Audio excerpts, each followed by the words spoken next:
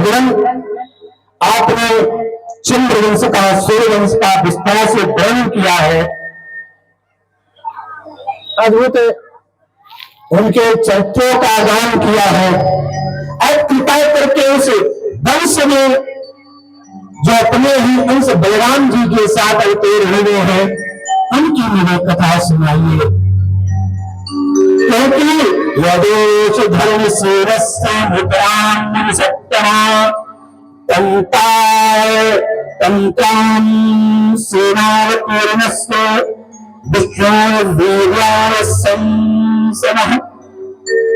भगवान जो सबके दाता है, सबके विधाता है, वह क्या करने के लिए यदुवंश में अवतार लिए हैं, कृपा करके मुझे बताइए। और हमारे और प्यास की और भूख की चिंता मत कीजिए, क्योंकि जो आपके मुख से गंगा बह रही है, उस गंगा का मेरा स्नान करके पित्त हो गया है, इसलिए मेरे भूख और प्यास की चिंता मत कीजिए।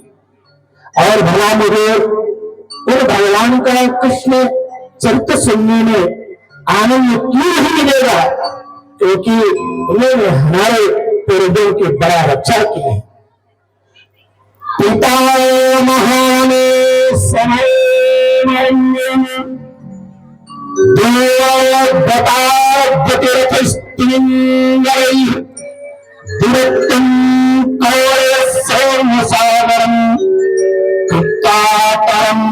शब्दम अरे जो महाभारत युद्ध समुद्र के समान था, आपकी कृपा से, भगवान कृष्ण की कृपा से हमारे बाबा ऐसे ही पार कर गए, जैसे बछड़े की खुर के गड्ढे को कोई गाय पर पार कर जाते हैं। इसलिए मुझे यह प्रसंग जरूर सुनाइए।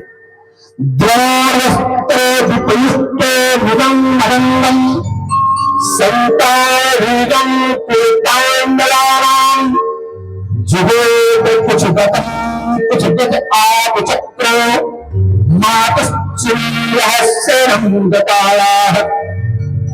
अरे मैं तो ब्रह्मा जी के अश्वस्थानों के ब्रह्मस्त्र से चल गया था, लेकिन वही भगवान हमारी रक्षा किए हैं, उनका मैं चरित्र सुनना चाहता हूं। यहां पर परीक्षित कह रहे हैं कि कुछ गते आप चक्रो, भगवान ने मेरी चक्र से रक्षा की है। और जब महात्मा कथा में प्रथम स्कंद में है तो कहते हैं कि धाम गदाम, वहां गदा लेकर के मेरी रक्षा किए हैं, और यहाँ कह रहे हैं कि चक्र से रक्षा किए हैं।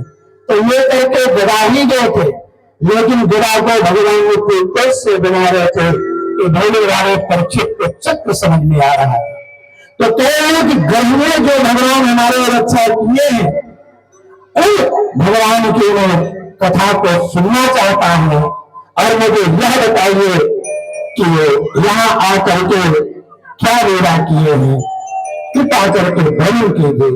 आपसे भी हमने सुना कि बलराम जी रोहिणी के पुत्र हैं, इसके बाद देवकी के भी पुत्र हैं। आपने उनकी गणना की, दूसरा शरीर धारण किए बिना दो माताओं के पुत्र कैसे हो सकते हैं? और जो निंद आयु देव है, उनके साथ भगवान बल में और मजदूरी में कौन सी सुंदर सुंदर लीलाएं की है। द्वारका पुरी में भगवान ने जाकर के यहाँ कितने वर्षों तक निवास किया, और उन्होंने यहाँ पर क्या क्या लीलाएं की है। देखते हैं जो मैंने पूछा है वहां पे बताइए, और जो नहीं पूछा है वह भी मुझे बताइए। और मेरे भूख और प्यास की चिंता छोड़ दीजिए, क्योंकि पिबंतम तन मुखान भोगे चितम हर कथा मृतम, इस समय में आपके मुख से जो हर कथा में बह रही है, मैं उसका पार कर रहा हूं, इसलिए मुझे भूख प्यास नहीं लगी है। सुखदेव जी कहते हैं कि राजन, भगवान की लीला रसिक राजा से तुमने जो कुछ निश्चय किया है उसका मैं बहुत सुंदर वर्णन करूंगा, क्योंकि सबके हृदय के आराध्य श्री कृष्ण की लीला कथा स्वरूप करने में सहज ही उनकी भक्ति प्राप्त हो जाती है। भगवान श्री कृष्ण कथा के संबंध में प्रश्न करने से वक्ता का, श्रोता का और सुनने वाले को दोनों का कल्याण होता है। जैसे आपने सालग्राम की सेवा कोई करता है, जो कर रहा है उसको ही पुण्य मिलेगा, जो उनका चौदह बांट रहा है उसको ही पुण्य मिलेगा, और जो पी रहा है उसको ही पुण्य मिलेगा। इसलिए आपने बताया कि ये भागवत संहिता के अपने अपने 1000 1500 5,000 करके आपने यह भागवत संहिता कराई है, उसे कितने लोगों का पुण्य प्राप्त हो रहा है। आपने दान दिया, आपका भी पुण्य मिला। जिसने दान नहीं दिया वो सुन करके पुण्य प्राप्त कर रहा है। और हमको मिलाए हैं तो हम भी कथा करें तो हम भी पुण्य के भागीदार बन रहे हैं। मतलब एक आदमी से कितने सारे कार्य हो जाए। तो ऐसे करें जिसे भागवत कथा करवाता है वह भी पुण्य का भागीदार होता है, जो सुनता है वो भी पुण्य का भागीदार होता है, और जो सुनाता है वह भी पुण्य का भागीदार होता है। क्यों? समान रूप से भागीदार है। इसलिए परीक्षित भगवान की जो कथा है वो बहुत जल्दी मनुष्य के हृदय को परिवर्तित कर देती है, पवित्र कर देती है। इतना पवित्र गंगा जी के स्नान में आप नहीं हो सकते हो जितना पवित्र आप भगवान की कथा से हो सकते हो। परीक्षित उस समय की बात है जब लाखों भक्तों ने दमन घमंडी राजाओं का रूप धारण करके पृथ्वी को भार से पीठ आक्रांत कर दिया था। उससे क्षमा पाने के लिए ब्रह्मा जी के शरण में गई। पृथ्वी गौ का रूप धारण करे हुए थे और उनके नेत्रों से आंसू बह रहे थे। ब्रह्मा जी के पास जाकर के निवेदन किया, अपनी पूरे कष्ट की कहानी सुनाई। ब्रह्मा जी ने बेशान भक्ति के साथ उनकी कथा सुनी। इसके बाद भगवान शंकर स्वर्ग और प्रमुख देवताओं को लेकर के, गाय को भी साथ लेकर के क्षीर सागर के तट पर गए। क्षीर सागर में पहुंच करके वहां भगवान की स्तुति करी। पुरुष सूक्त से श्रवण त्यागी भगवान की स्तुति करते करते ब्रह्मा जी समाधिस्थ हो गए।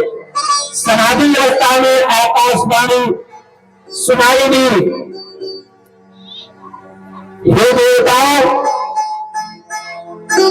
तुम लोग चिंता मत करो, मेरे द्वारा जो कुछ अभी है उसे सुन लो, तुम वैसा ही करो। उसके कार्य में तुम्हें थोड़ा सा विलंब नहीं करना चाहिए। भगवान को पृथ्वी के कष्ट का पहले से ही पता है, ईश्वरों को भी उस समय, अतः अपने कार्य शक्ति के द्वारा पृथ्वी का भार हरण करेंगे।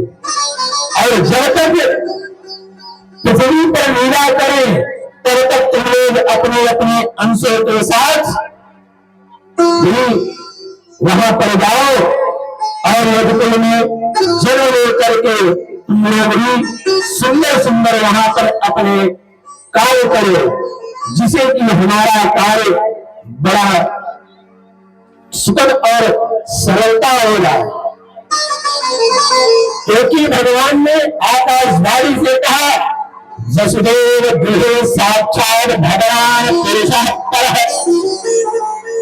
जन सतो तत् पुरातु समभिनन्तु श्रुत्यः। भगवान का प्रागट्य मथुरा के नगरी में होने वाला है और वहां के जो राजा है मामा कंस है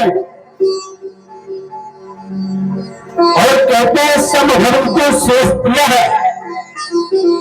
वहां पर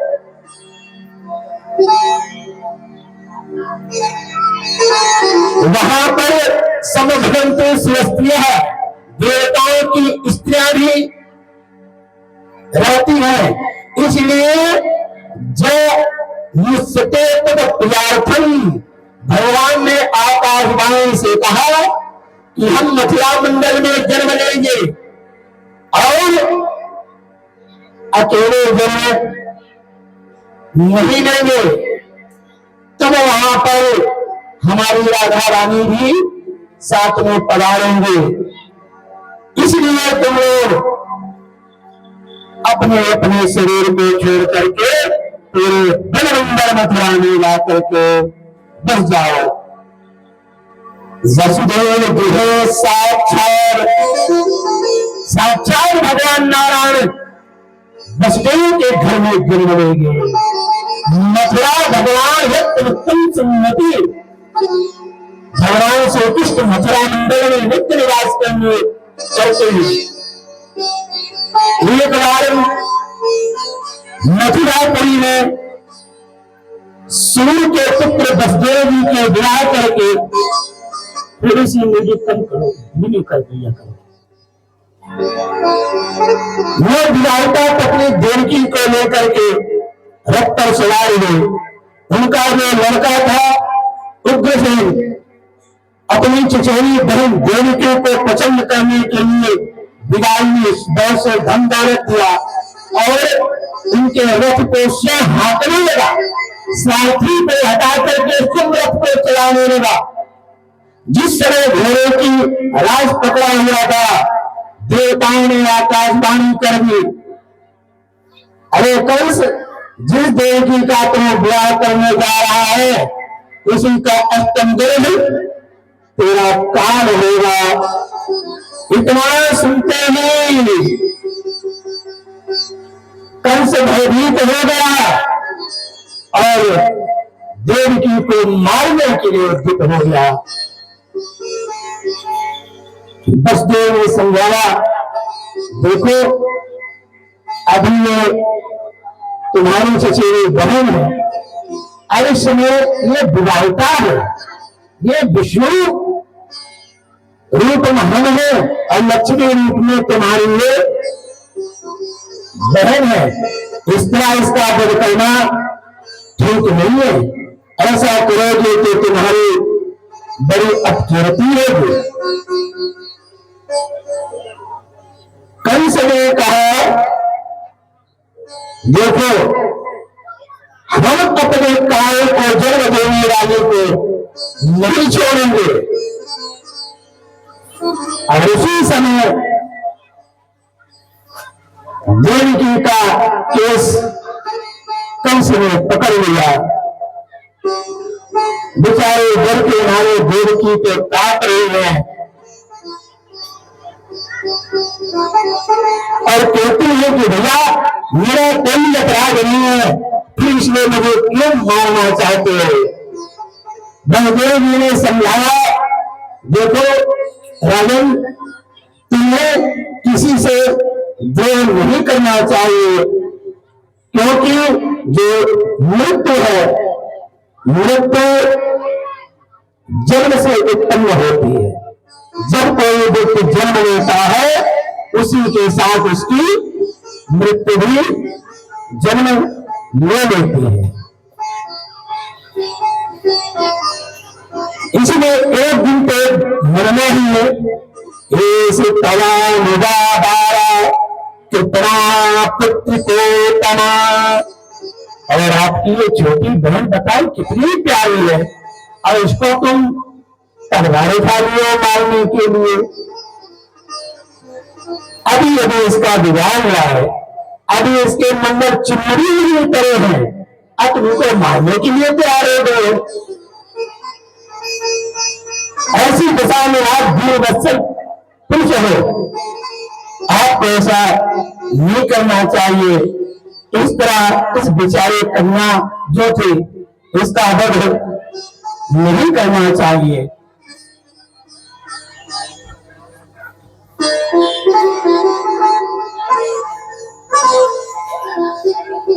जो इस तरह से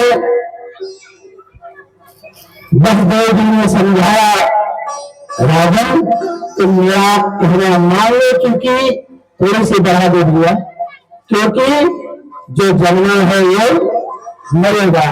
बलदेव जी कहते हैं मान मेरा कहना नहीं तो पछताएगा,